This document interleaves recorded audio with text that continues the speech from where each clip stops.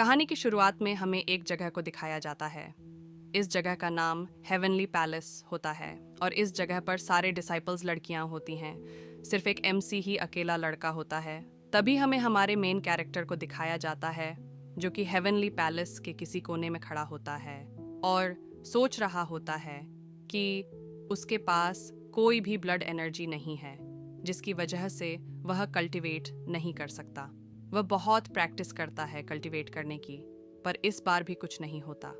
वह पूरी तरह से थक जाता है, इतना कि सही से खड़ा भी नहीं पा रहा होता और नीचे गिर जाता है। तभी पीछे से एक लड़की उसे यंग मास्टर कहकर पुकारती है और कहती है कि इतनी प्रैक्टिस खतरनाक हो सकती है और आपको चोट लग सकती है। एमसी कहता है, सिस्टर लियान, मैं ठीक हूँ, बस थोड़ा थक गया हूँ। तो लियान कहती है, आप हेवनली पैलेस के यंग मास्टर हो, आपको अपनी थोड़ी केयर करनी चाहिए। एमसी इस जगह का यंग मास्टर है, पर उसके पास कोई भी ब्लड एनर्जी नहीं है, तो हेवनली पैलेस में कोई भी उसे पसंद नहीं करता, सिर्फ एक दो को छोड़कर। तो चलो कहानी पर वापस आते हैं।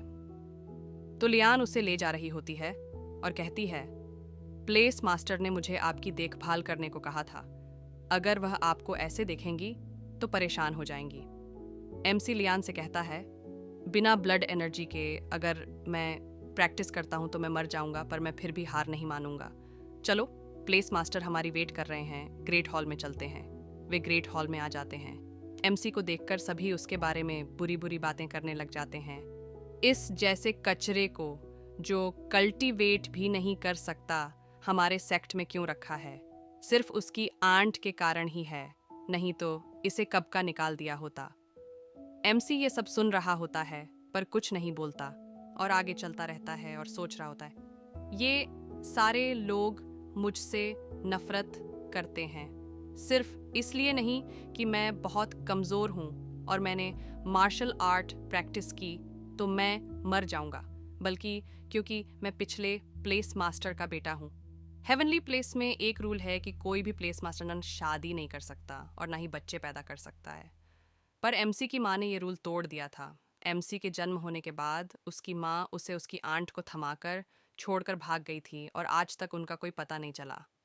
तभी प्लेस मास्टर आ जाती है और एमसी से कहती है, तियान, तुम फाइनली आ गए। क्या तुम फिर से मार्शल आर्ट प्रैक्टिस करने गए थे? वैसे प्लेस मास्टर का नाम शी यून है, पर इसे शी यून बुलाएंगे। शी यून कहती है, तियान, क्या तुम ठीक हो? तियान कहता है, मैं ठीक हूँ। तियान बताता है कि वह और एंट शी यून रिलेटेड नहीं है, पर उसकी माँ ने जाने से पहले उसे शी यून को दे दिया था। तब से शी यून ही उसकी देखभाल कर रही है और हमेशा उसे बुली होने से बचाती है। शी यून कहती है, मैं तुम्हें प्रैक्टिस करने से नहीं रोकूंगी, पर ज़्यादा प्रैक्टिस मत किया करो, नहीं तो तुम अच्छे नहीं दिखोगे। शी यून तियान को एक ड्रैगन पिल देती है जो किसी के भी ब्लड एनर्जी को बढ़ा सकती है, पर वह बहुत महंगी होती है। शी यून कहती है, इसे खाने से हो सकता है कि तुम्हारी ब्लड एनर्जी इंप्रूव हो जाए। तभी पीछे से कोई बताता है कि प्लेस मास्टर स्प्रिट सेक्ट से कुछ लोग आपसे मिलने के लिए आए हैं।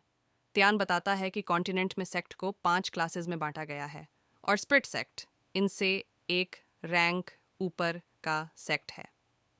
शी यून सभी डिसाइपल्स को उसके साथ आने को कहती है और त्यान को थोड़ा रेस्ट करने को कहकर चली जाती है। त्यान सोचता है कि ये स्प्रिट सेक्ट वाले ज़रूर हमें बुली करने आए हैं। एंशंट रूइंस में एंटर होने के लिए ये मेरी ही गलती है कि मैं बहुत कमज़ोर हूँ और कोई भी हेल्प नहीं कर सकता। तियान सोचता है कि हो सकता है कि ये ड्रैगन पिल खाने से उसकी ब्लड एनर्जी रिकवर हो जाए।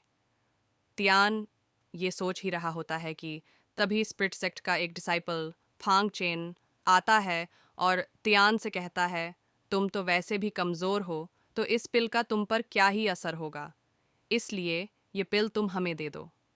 तियान कहता है, अगर मैं मना कर दूं तो?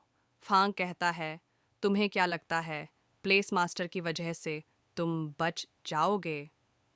तुम सिर्फ एक कचरा हो और मुझसे फाइट करने की सोच भी कैसे सकते हो? तियान कहता है, तुम अपनी मौत ढूंढ रहे हो। ये सुनकर फांग को बहुत गुस्सा आता है और वह तियान को बहुत जोर से एक मुक्का मार देता है। तियान नीचे गिर जाता है और पिल उसके हाथ से गिर जाती है। फांग उस पिल को उठाने ही लगता है, पर त्यान उसका हाथ पकड़ लेता है और कहता है, अपने हाथ पिल से दूर रखो। और ये कहकर वह जल्दी से पील को खा जाता है।